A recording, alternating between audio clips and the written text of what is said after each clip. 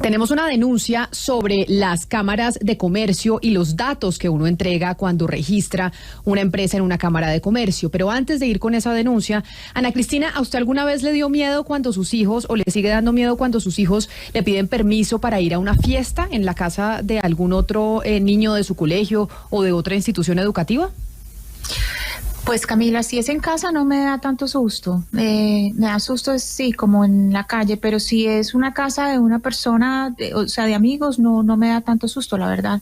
Lo que pasa es que en el noticiero CMI, según entiendo, ayer se dio a conocer una denuncia de una situación que pasó en una fiesta en una casa de niños de colegio italiano en Bogotá, del colegio francés, del Liceo Francés y del San Carlos en la capital. ¿Cómo le parece que estos colegios, que además son colegios del principal nivel adquisitivo en la capital, hubo una fiesta privada, tal parece, en la casa de alguno de los niños de estos colegios e invitaron a otro niño del colegio San Carlos, que llegó a la casa y a la fiesta como seguramente invitarán a los hijos de mucha gente, y le dieron una paliza entre los estudiantes del Liceo Francés y del italiano, que casi lo matan? Pero lo más sorprendente de la narración de esa fiesta y de la pelea que tuvieron entre estos adolescentes es que las niñas presentes en la fiesta alentaban a los que estaban dándole patadas al niñito que casi matan del colegio San Carlos. Tanto así que se conoció ya un comunicado del colegio italiano. Yo no sé si usted lo vio, ese comunicado que estamos poniendo a través de nuestro canal de YouTube. No sé si vio el comunicado en donde dice que, pues obviamente desde el colegio rechazan absolutamente toda la violencia, que esto no ocurrió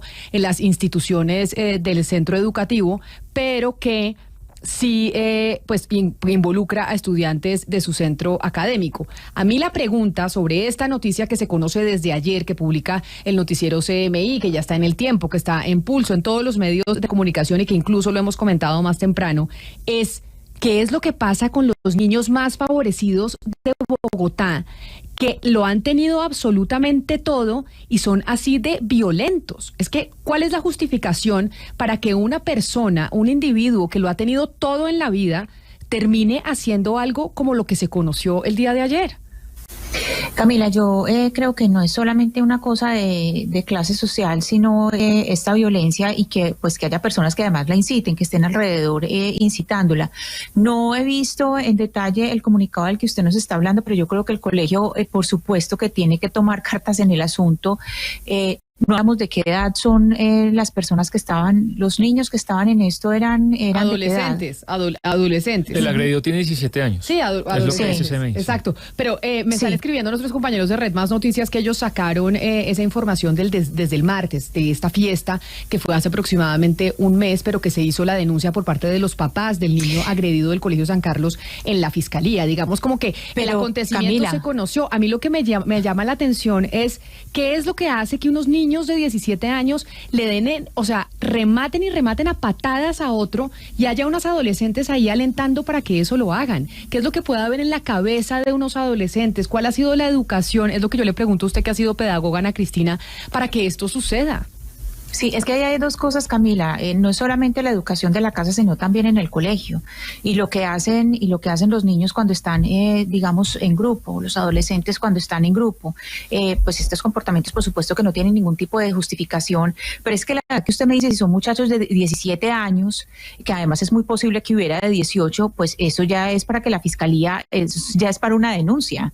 Y eso es para fiscalía, y hay que preguntar, pues para denunciar en fiscalía, y hay que preguntar si había mayores de edad, no digamos pares, no estudiantes, sino adultos que pudieran tomar cartas en el asunto, porque cómo es posible que pase esto en la casa de uno. Por eso yo le decía, cuando es en casas, a mí pues no me da tanto susto, porque uno supone que es una casa donde pues hay adultos y que esos adultos están a cargo. De ahí es que yo le digo la tranquilidad. Me parece que aquí hay un asunto que obviamente tiene que implicar una denuncia, porque hay lesiones y son personas, digamos, ya grandes, que uno de 17 años, muchachos de 16, 17 años, no son niñitos chiquitos. Pero además, que están... Ana Cristina, yo le pregunto y hablo de los colegios y de los niños más privilegiados de este país, los que estudian en el Liceo Francés, los que estudian en el italiano, los que estudian en el San Carlos, son los niños que económicamente son más privilegiados en Colombia. Colombia, porque si usted me dice que esto pasa en Buenaventura, en donde tienen unos problemas enormes, uno dice, bueno, acá hay otras explicaciones porque están en medio del conflicto, por cualquier otra cosa, pero acá en Bogotá, estos niños que lo han tenido absolutamente todo, que nunca les han negado nada, y entonces la forma de vanagloriarse y de sentir placer es que le estén pegando a otro casi para matarlo. Ahí estamos viendo también a través de nuestro canal de YouTube la imagen del comunicado de ayer que publica el Liceo Francés, porque los agresores son tanto del francés como del italiano. El comunicado fechado el día de ayer del rector Máxime Prieto, diciendo que pues respecto a las imágenes de una agresión por parte de miembros de la comunidad escolar del Liceo Luis Pasteur, que está circulando en los medios de comunicación y soportes digitales, pues el colegio en cabeza del rector rechaza todo acto de violencia y comportamiento que atente contra la integridad de otro ser humano. Pero los colegios y las entidades académicas también deben decir por qué razón es que sus miembros y sus niños terminan en algo así. O sea, claro que los padres de familia tienen que responder, pero ¿qué es lo que se está enseñando en los colegios para que hagan eso? Sí, no, y la cultura machista es decir, Camila, la cultura machista que alienta todo esto, porque es mostrar quién tiene más fuerza, no arreglar los problemas con palabras, sino arreglarlos a punta de fuerza. Y en cuanto a lo que usted dice de niños privilegiados, pues Camila, aquí hay una cosa que todavía en los colegios se tiene en cuenta. Hay una cosa que es la disciplina, que es la disciplina en los colegios, y una cosa es muy distinta, es la conducta, que la conducta es algo que sí repercute en la llegada a la universidad. Es decir, cuando hay consecuencias por lo que usted hace en el colegio en la llegada a la universidad. Me explico, cuando usted tiene una conducta o cuando tiene anotaciones bajas en conducta que no es disciplinado, porque una cosa es que usted sea necia, pero es que esto que estamos hablando es algo distinto, es una falta de conducta, tiene repercusiones en la universidad. En la medida en que estos a estos muchachitos les empiecen a resultar consecuencias para entrar a la universidad, que le digan, usted participó en tal pelea en mayo de 2023, pues usted no tiene acceso a esta universidad. Pero mire, usted entra a esta universidad con condicionantes, o entrarlo con, digamos, una especie de matrícula condicional. Mientras haya impunidad, mientras esto puedan salir avantes con esto sigue pasando y es absolutamente lamentable. Pero mire, Ana Cristina, a propósito de lo que decía Camila, así como se dice que la manera como se comportan en el colegio es producto de cómo los están formando en la casa, también la manera como se comportan en las casas es producto de cómo se forman en los colegios. Es decir, yo estoy de acuerdo con esa reflexión. Estas personas, así como se comportan en las casas, así también tienen que tener un comportamiento en el colegio. Y el colegio en este sentido no puede decir, es que como no se llevó a cabo, no se celebró esto aquí, no ocurrió en las instalaciones del colegio, sino en las casas de ellos, pues de alguna manera la responsabilidad corre por otro lado. No, la formación de los colegios también tiene muchísimo que ver en el comportamiento de estos jóvenes en sus casas. Es decir, ¿cómo así que van casi que a matar a un compañero por cualquier razón que haya sido? ¿Qué formación están recibiendo ellos por parte de los colegios donde se están formando, donde se están educando? Es decir, ¿cuáles los códigos, los valores, los principios que están formando estos jóvenes y que están recibiendo por parte de los maestros y de los directivos de los colegios? De tal manera que la responsabilidad, por supuesto, que también recae en los colegios. No hay que lavarse las manos en estos casos. Estoy totalmente de acuerdo con usted, Oscar, y yo le voy a decir que yo conozco varios casos de niños, especialmente en el Liceo Francés, que han sufrido mucho bullying y el Liceo Francés no ha hecho absolutamente nada. Es decir, en ese sentido, pues la plata que invierten estos padres en ese colegio se pierde porque ni siquiera el colegio puede garantizar que sus hijos se sientan a salvo en esos colegios. Y son varios casos. Y lo que usted dice es cierto, es decir, estos niños del San Carlos, del francés, del italiano, pues tuvieron que haberse conocido en un ambiente escolar de alguna u otra manera, porque en sus casas pues dudo que se hayan conocido. Y estas expresiones de violencia, si son comunes aquí, pues también pueden ser comunes en los colegios, y los colegios tienen todo el deber de ver eso, de darse cuenta de que eso está pasando, y claramente ellos están fallando en este sentido. La falla es del colegio, en mi opinión. Mariana, pero es que se acuerda cuando hemos hablado de bullying aquí en estos micrófonos, de ese fenómeno que es tan grave. Colombia parece ser uno de los países en América Latina en donde el bullying es mayor. ¿Qué es lo que pasa? ¿Qué no es lo que nos está sucediendo como sociedad? Que nuestros adolescentes, nuestros niños están actuando de esa manera. ¿Y cuál es la responsabilidad, como usted menciona, de los establecimientos académicos, de estos colegios? Porque no es solo enseñar matemáticas, enseñar a sumar y restar, a leer y escribir, es enseñar también ciertos valores, y ahí acá parezco una mamá del siglo pasado, pero sí es enseñar ciertos valores y de comportamiento en sociedad. Sí, lo que pasa, Camila, es que también hay que mirar cómo se están manejando en los colegios los casos de bullying, los protocolos de bullying. Y sé un caso muy cercano y esta pareja tuvo que retirar su hija de uno de los colegios líderes de Medellín, la tuvo que retirar hace 2 meses porque el colegio no pudo con el bullying. O sea, ellos, los papás, siguieron todo el protocolo, hablaron con Secretaría de Educación, siguieron absolutamente todo el protocolo y el colegio fue un desastre. O sea, el comportamiento del colegio fue desastroso, tuvieron que cambiar a la niña del colegio, los efectos psicológicos en la niña y en la familia pues fueron impresionantes precisamente por la falta de conocimiento de estos protocolos. Pero yo creo, Camila, que aquí, más allá del bullying, estamos hablando de una violencia que se ejerce porque saben que van a salir impunes. Es decir, no solamente por el colegio, sino que estamos hablando y una vez más, estamos hablando de niños que sabemos que muy próximamente van a entrar en la universidad. Y le doy un ejemplo que pasó pues hace muchísimos años, cuando yo era adolescente, a una amiga le dieron una golpiza impresionante, un tipo le dio una golpiza impresionante y lo fuimos a denunciar. Eso, pues le estoy hablando de 1990, lo fuimos a denunciar y lo echaron de la universidad. O sea, con denuncia en fiscalía y lo echaron de la universidad. Le dijeron, usted no hizo esto aquí en la universidad, usted no, pero aquí estas personas no las aceptamos. Un tipo que revienta la cara de una mujer, eso no se puede aceptar en esta universidad. Y no quiere decir que la universidad se quite de encima el trabajo de la educación, sino que hay ciertos parámetros mínimos que son de comportamiento y de civilidad para estar en un entorno académico. Y son unos mínimos que se deben requerir y ahí estoy de acuerdo con Mariana, es culpa tanto del colegio como de la familia. No son las familias solas, el colegio también. Dice un oyente que se llama Oscar que también es culpa de la prohibición que tienen hoy en día los maestros de corregir a los alumnos, porque cada vez sí es mayor el temor que tienen los profesores, dice Oscar, para corregir a quienes están en las aulas de clase. Qué horror este episodio de niños del colegio italiano, Mariana, del francés, agrediendo a un niño del San Carlos. De verdad que sí algo tiene que estar sucediendo para que en una fiesta de una casa en Bogotá, en las zonas más privilegiadas de la ciudad, esté pasando eso. No, Camila, yo creo que la falla no es necesariamente que no se le pueden decir nada a los niños hoy en día. Yo creo que la falla está en los profesores, en el staff del colegio, de darse cuenta cuáles son esos comportamientos agresivos que se pueden ver.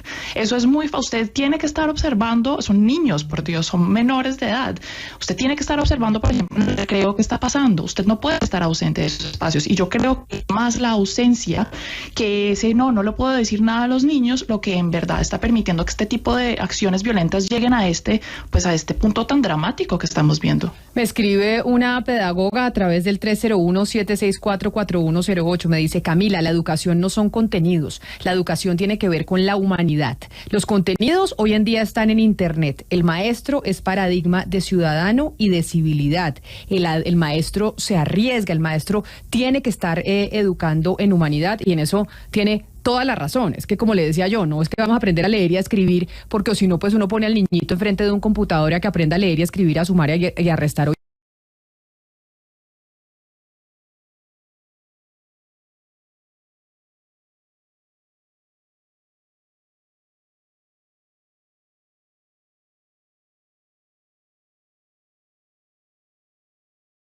Porque hay una denuncia. Usted que tiene familia tan emprendedora, Sebastián, usted que es el negociante de la mesa porque es el que tiene, ¿usted es libanés o turco? Libanés, ¿no? Libanés. Usted que tiene esa sangre comerciante y en su familia hay tantos emprendimientos que aquí nos han compartido. No, pero yo soy la oveja negra, soy el periodista de la familia. O sea, ¿usted no ha ido nunca a la Cámara de Comercio a radicar papeles para generar una empresa? Sí, yo me he quebrado. Ah, usted no diga. Sí, por eso estoy acá. No mentiras, pero sí, una familia que hemos emprendido. Y cuando uno va a la Cámara de Comercio a registrar su empresa, pues lleva una cantidad de papeles y una cantidad de información. Sí. Pues Sara Carvajal está en Medellín y hace una denuncia muy delicada sobre lo que está pasando en la Cámara de Comercio de Río Negro. Sara, bienvenida, mil gracias por estar con nosotros hoy aquí en Mañanas Blue. Buenos días, gracias Camila y gracias a todos. ¿Qué fue lo que le pasó a usted en la Cámara de Comercio en Río Negro cuando fue a registrar su empresa o su emprendimiento? Bueno, yo fui a registrar ante la Cámara de Comercio de Oriente, que es la que le presta los servicios no solo a Río Negro, sino a todo el oriente antioqueño, un pequeño emprendimiento. Cuando terminé el trámite, la persona que me atendió, muy querida, me entregó un volante, me dijo, mire, Si a usted la llegan a llamar a extorsionarla, estos son los números a los que se puede comunicar. Esto está pasando mucho, estamos hackeados y no solo en esta cámara, sino en otras cámaras de comercio en Colombia. Yo dice caso omiso, desafortunadamente uno normaliza un montón de información en Colombia pues con toda esta violencia, y efectivamente el lunes me llamaron unas personas que se identificaron como personas de las autodefensas gaitanistas. Me amenazaron de muerte a mí, a mi mamá, pues a mi familia, que teníamos 24 horas para irnos de Antioquia. Y pues la llamada terminó con una petición de dinero de 3 millones de pesos, que tenía que hacerla efectiva ese mismo día, el pago. Pues yo les dije que yo no tenía plata. Fui a un comando de policía mientras me iban a llamar la segunda vez. Como me dijeron, esto es súper normal, ni siquiera me dan a entrar al comando. No he podido poner la denuncia, ninguna autoridad me recibe la denuncia. Y bueno, esto fue lo que pasó, básicamente. Sara, ¿usted ha sabido de otras personas que les haya pasado lo mismo? Es decir, ¿usted se ha preocupado por buscar si hay otras personas con el mismo caso, de manera que ustedes puedan, digamos, conectar algunos eslabones para ver esto a dónde lleva? Porque también es muy raro que, pues, primero que todo, que de la misma Cámara de Comercio le adviertan que esto le iba a pasar. Es decir, ¿por qué no se lo dijeron antes de inscribirse? Antes, claro. Pues mira, Ana Cristina, yo puse una denuncia en Twitter, y gracias a la denuncia he podido leer algunas respuestas, mucha gente diciéndome que le está pasando, que le pasó lo mismo en esta Cámara de Comercio puntualmente, y también leí mucho de estos casos en la Cámara de Comercio de Cartagena y Barranquilla. Pero los casos, sí, siga Sara. Sí, esto es lo único que sé. A mí también me pareció muy extraño que después de hacer el trámite le suministren a uno esa información cuando debería ser previo, porque yo sinceramente no hubiera dejado mis datos. Pero antes de que usted registrara esa empresa en esa Cámara de Comercio, ¿usted antes había sufrido amenazas, hostigaciones, tenía de pronto otros negocios y le había pasado, o usted conecta esto totalmente desde el momento en el que usted inscribe la empresa y aparece en estas cosas? No, es la primera vez que a mí me llaman pues a amenazarme, a hacerme una llamada de estas. Yo ya he tenido otros emprendimientos, he registrado empresas en Bogotá, en Medellín, y nunca me había pasado nada así. Yo a veces sí participo en ejercicios de veeduría ciudadana. Por eso la primera parte de la llamada me asustó un montón, porque fue una amenaza de muerte directa. Entonces yo dije, esto debe estar relacionado de pronto con lo que yo expreso en redes sociales. Pero entonces ya después fue la petición de dinero, y ahí fue, porque es que ellos ni siquiera me pidieron la plata primero, sino que me dijeron que necesitaban un material de guerra y me pusieron a anotar el material de guerra. Entonces yo ahí sí dije, esto no, o sea, pues esto no es una llamada de amenaza de muerte ni nada, aquí hay algo muy raro. Y después me dijeron, usted es Sara Carvajal, con el nombre del emprendimiento tal cual como yo lo registré, porque a mí me tocó agregarle pues algunas palabras al emprendimiento porque el que yo ya tenía existía. Entonces me dijeron tal cual, me nombraron tal cual el nombre de mi emprendimiento como yo lo registré en Cámara de Comercio, que nadie lo conoce así. Digamos como que el tema de los datos, cuando uno los deja en las cámaras de comercio a la hora de inscribir una empresa, a mí alguna vez me pasó, no sé si a usted, Sebastián, le pasó cuando fue inscribió su emprendimiento.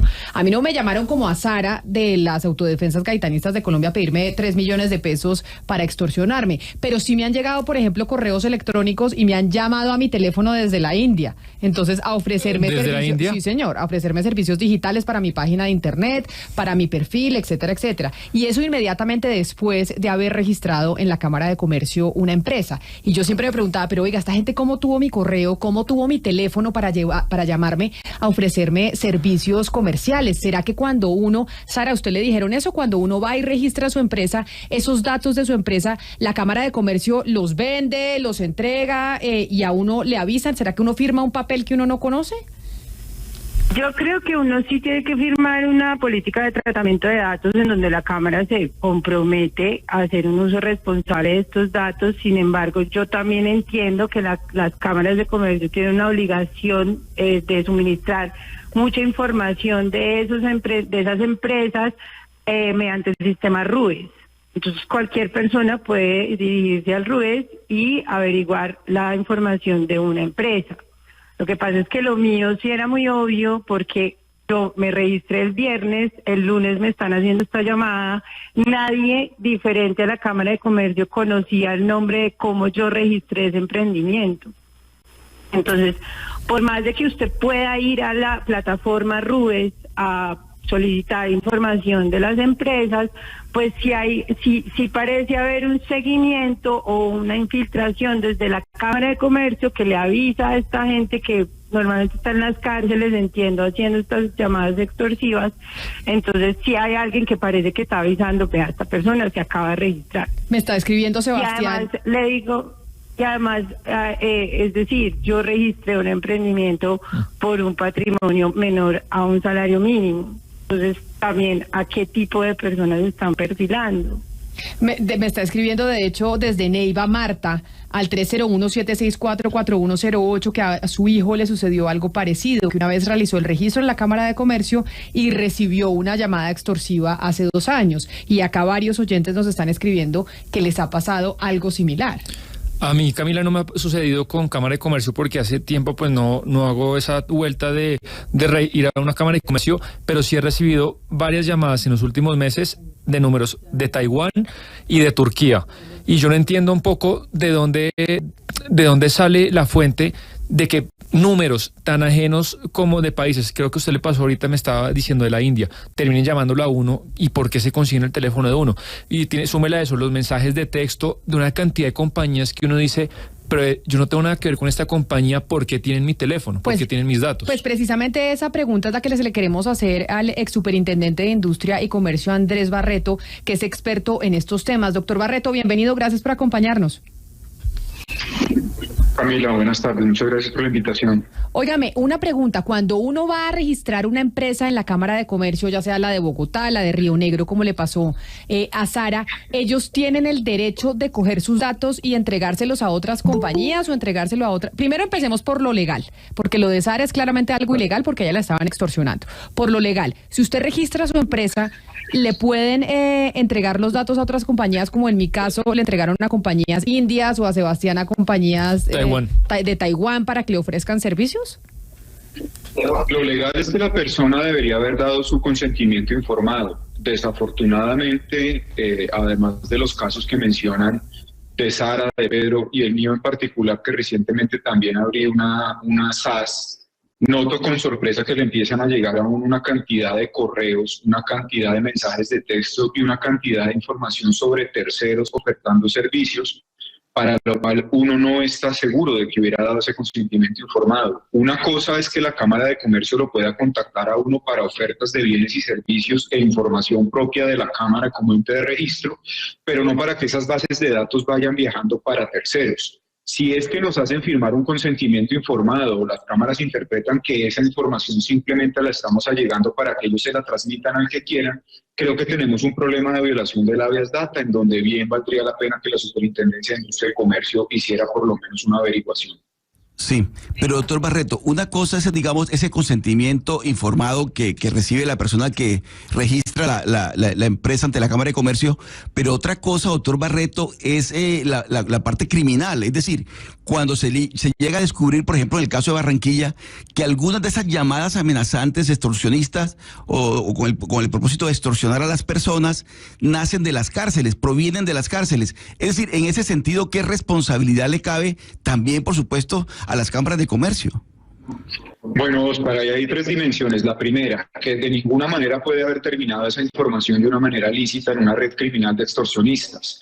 La segunda, que los datos que entregamos son solamente para los fines que los entregamos. Y el tercero, que es que cuando ya no es una violación de la Ley de Protección de Datos, que es una violación de un derecho fundamental que vigila la Superintendencia de Industria y Comercio, sino que en este caso se ha cometido una conducta criminal, es decir, se está extorsionando o utilizando esa base de datos con fines ilícitos, ya tendría que entrar a actuar la Fiscalía General de la Nación.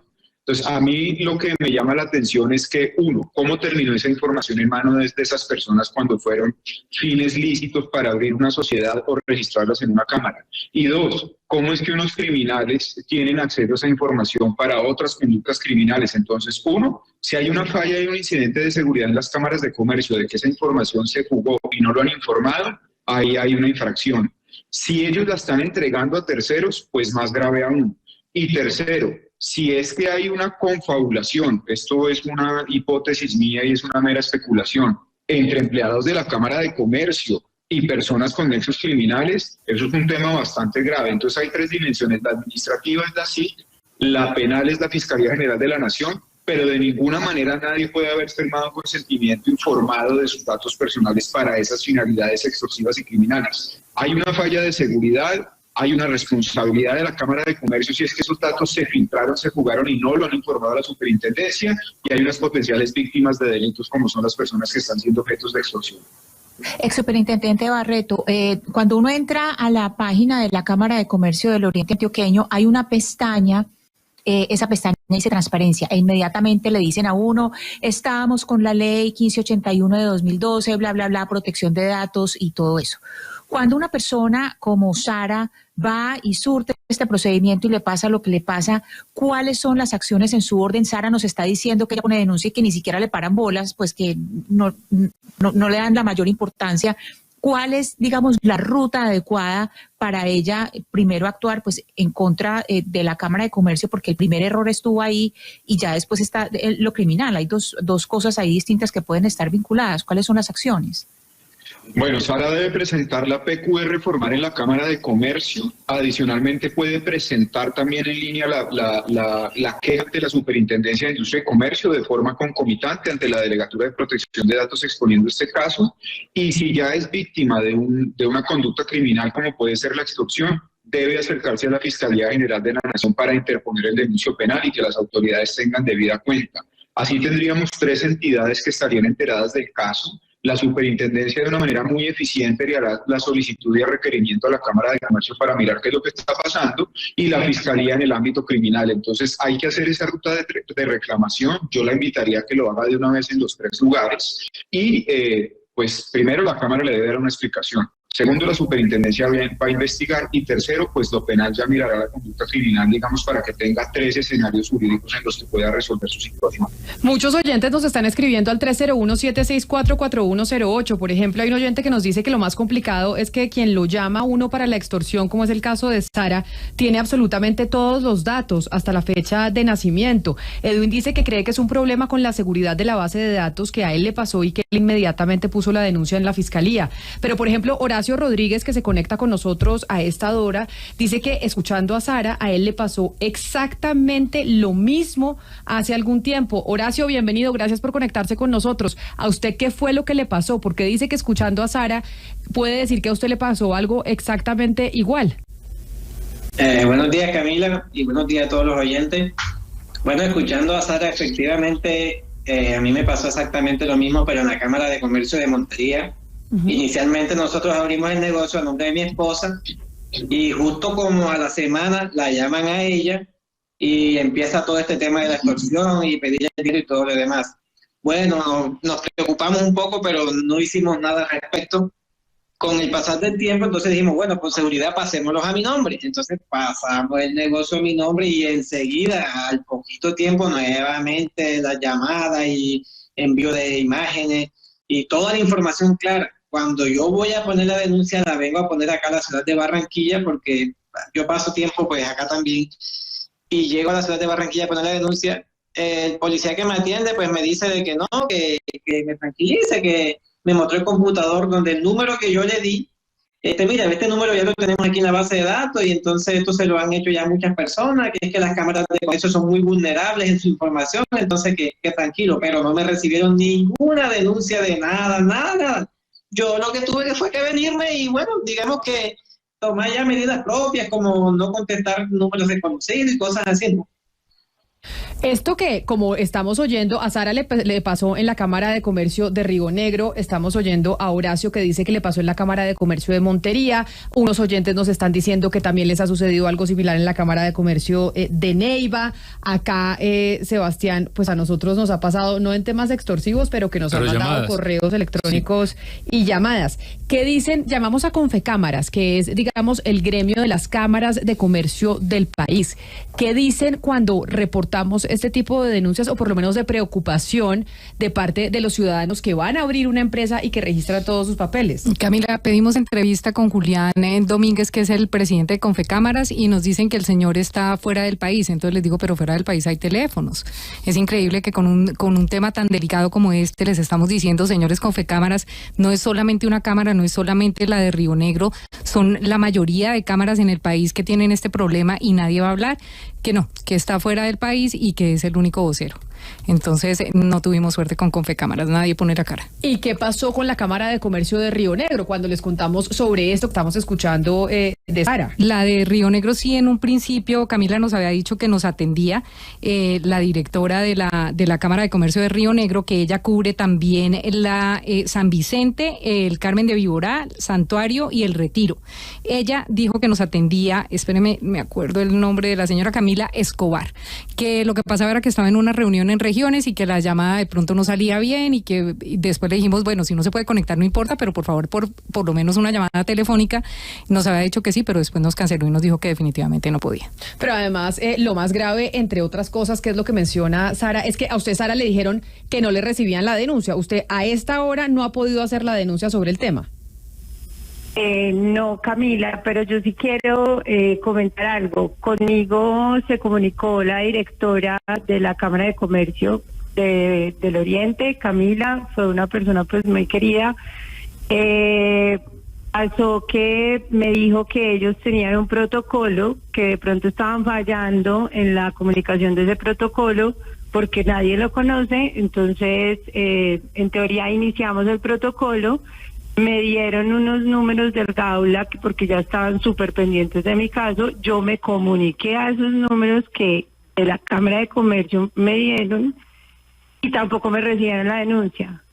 Entonces, yo creo que hay una falla enorme en un montón de instituciones que no están garantizándole al ciudadano pues la prestación no solo del tema de los datos, sino de la seguridad, porque es que es toda una ruta que falla, es todo, usted va a la Cámara de Comercio, le enciman una extorsión, después nadie le recibe la denuncia, y entonces queda en un futuro básicamente, y pues montar empresa en Colombia es bien difícil, es una carga económica y fiscal difícil, y lo que usted queda es en manos de gente extorsionando en una cárcel. Pero mire, me está escribiendo en estos momentos también al 301-764-4108 Héctor Mario Rodríguez de Primera Página, doctor Barreto, y me dice Héctor Mario de Primera Página, que es este portal especializado en noticias empresariales, que la información de las empresas en Colombia es información pública, que no es información restringida, que el registro mercantil, usted puede entrar desde su celular a las páginas de las cámaras de comercio del país y ahí obtener cualquier información que sea de esas empresas, los socios, los correos electrónicos, los teléfonos, absolutamente todo. ¿No será que esa información que uno entrega es la que están buscando a través de Internet los delincuentes o también las otras empresas que buscan prestarle a uno servicios como los llamados de la India para hacerle la página de Internet?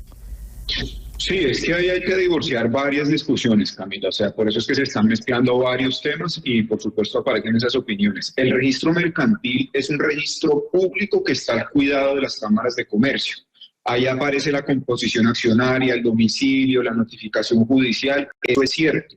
Lo que de ninguna manera puede aparecer es la posibilidad de vender esas bases de datos sin la autorización de los titulares de esos datos. Es decir, lo que estamos viendo es un fenómeno que cuando yo voy a registrar mi empresa, esa base de datos de la Cámara de Comercio empieza a aparecer en terceras personas que le pueden vender a uno desde servicios lícitos, abra la cuenta, haga la página web, compre el email, hasta información comercial de contactarlo y decirlo, sé que su empresa vende X producto, me interesa contactarla para un negocio, hasta ahí todo bien. Hay que recordar varias cosas. Las bases de datos se registran en la Superintendencia de Industria y Comercio, es decir, los titulares de bases de datos como las cámaras deben registrar qué bases de datos tienen. 2, hay información que es pública, eso es cierto, el NID de la empresa, el nombre de la empresa, la actividad comercial, y hay empresas que lícitamente se dedican a vender esas bases de datos con la previa autorización. Pero es que aquí hay otras 2 dimensiones. El tema de que cuando eso cae en unos terceros que extorsionan o acceden a esa información, bien sea por medios lícitos o ilícitos, ya el problema no es una infracción de protección de datos. Ya el problema es que a mí me están siendo sujeto de un delito porque me están llamando a extorsionar. Es como si yo sé dónde vive usted y voy y le dejo cosas o cartas intimidantes. Ya la discusión no es cómo usted sabe dónde vivo yo, sino que estoy siendo víctima de un delito. Claro. Yo creo que por eso tenemos que dividir las dimensiones del problema, lo administrativo, lo penal y la responsabilidad de las cámaras de comercio con el uso de esas bases de datos hasta donde la información sea pública. Marta, son muchos oyentes los que nos están escribiendo porque seguramente esto que le pasó a Sara pues les ha pasado a otras personas. Marta Díaz dice que la empresa de ella ya tiene 4 años en Bogotá y que hace 2 semanas los llamaron a citarlos a una reunión de parte del ELN, que ella llamó inmediatamente al Gaula y ellos le dijeron que la base de datos de la Cámara de Comercio es pública y desde las cárceles toman los datos para extorsionar. Por ejemplo, Jan del Castillo dice que él tiene un hostal en Santa Marta y que desde hace 10 días por tener ese pequeño hostal lo empiezan a llamar del Clan del Golfo y que si no colabora verá las consecuencias. Entonces acá estamos frente a un punto casi que entonces no hay nada que hacer, Sebastián, casi porque pues si la información que uno entrega en la Cámara de Comercio la pueden entrar por internet y coger el teléfono, los nombres, el capital, porque todo ese registro es público. No, pareciera que, por lo que nos llega, que el uso y abuso de los datos de la gente está desatado. También sabe quién nos escribe, que bueno, además le mandamos saludos ya que nos está oyendo, Camilo Silva, que es el director de Valor Analytic, es uno de los portales de periodismo económico. Aquí un saludo a los directores de portales económicos de este país, primera página y Valor Analítica por la sintonía. Son de los más importantes del país, y nos taguea usted y a mí, y él lo que pone es que ayer le escribe a Camilo Silva, al director, un teléfono de la alcaldía de Medellín y el mensaje que incluye ese WhatsApp es un video de Daniel Quintero publicitando o aplaudiendo la medida de congelar las tarifas de energía pues a través de PM. Y Camilo Silva dice: señores de la alcaldía, ustedes no tienen ninguna autorización para usar mi número y mucho menos pues para hacer propaganda política del alcalde, y todavía un montón de gente. Y bueno, yo no sé pues por qué a Camilo Silva le llega esa cosa. Le debió llegar a muchas personas en Medellín, a Ana Cristina, haciéndole barra a Daniel Quintero. Pero entonces saber que se utilizan esas bases de datos, que uno llegue y entrega sus datos y que sea consciente de que esa información es pública. Otra oyente que se contactó con nosotros es Marcela Blanco, que nos dice, Marcela, que a usted le pasó exactamente lo mismo en la Cámara de Comercio de Villavicencio. Hola, buenos días, buenas tardes. Sí, así fue. Nosotros prácticamente recibimos información, una llamada con información tal cual de toda la empresa, puntualmente con el nombre del representante legal, la dirección completamente. Y empezamos a indagar de dónde habría podido. Por supuesto, pues la información corresponde a todo lo que ha sido publicado o entregado a la Cámara de Comercio. Nosotros fuimos allí, les expusimos el caso, miren, nos están haciendo llamadas, esto está ocurriendo, y ellos nos dijeron, sí, la información a veces la obtienen empresas, y lo que nos llama la atención es que nosotros identificamos que en varias empresas, como si ustedes hacen la búsqueda en Presite, eleconomistaamerica.com, directorioempresas.informa.com, informacolombia.com, tienen toda la información, la replican y replican, incluso información que no corresponde a la realidad de las empresas. Entonces, hay datos, por ejemplo, de las ventas que superan 3.000 millones de pesos y realmente no corresponde a la empresa. Entonces, ¿qué pasa? Las personas tienen todo el argumento y lo llaman con propiedad completamente, y uno pues queda súper sorprendido. Claro. Asustado, además porque las empresas a las que nosotros formalmente enviamos correos y les pedimos que despublicaran la información, se negaron completamente a hacerlo. Les dijimos, miren, estamos teniendo un problema de seguridad, por favor, quítenla. Dijeron no, y por todas. Igual, ustedes encuentran incluso en páginas de portafolio que está la información como replicada de las mismas empresas y en las páginas que comenté. Nos informa también y me sigue escribiendo Héctor Mario Rodríguez diciendo lo siguiente, y que creo que ese es el fondo del asunto.